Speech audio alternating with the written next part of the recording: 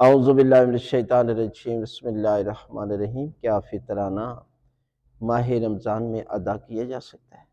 تو ماہ رمضان میں فطرانہ ادا کر سکتے ہیں، اور کس طرح ادا کر سکتے ہیں؟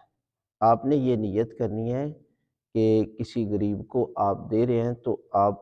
جو ہے وہ قرض حسنہ، یعنی میں اس کو قرض دے رہا ہوں یا دے رہی ہوں۔ اور جب چاند رات،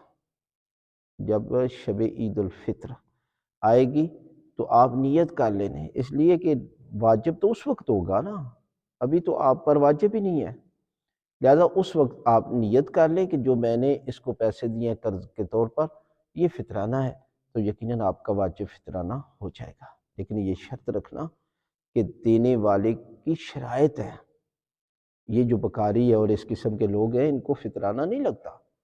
اسی لیے فطرانے کی شرائط میں سے شیعہ اثنا عشری اور نماز پڑھتا ہو اور اعلانیہ فاسق جو گناہگار ہوتے ہیں، جو تارک صلاۃ ہوتے ہیں، ان کو نہیں دینا چاہیے۔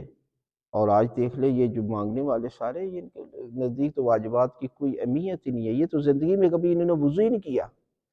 لہذا واجب عمل واجب کی شرائط کے تحت آپ اس مشن میں لگائیں، جیسے یتیم بچے پڑھ رہے ہیں تو ان کاموں میں لگائیں، تو یقیناً آپ کو اجر و ثواب زیادہ ملے گا۔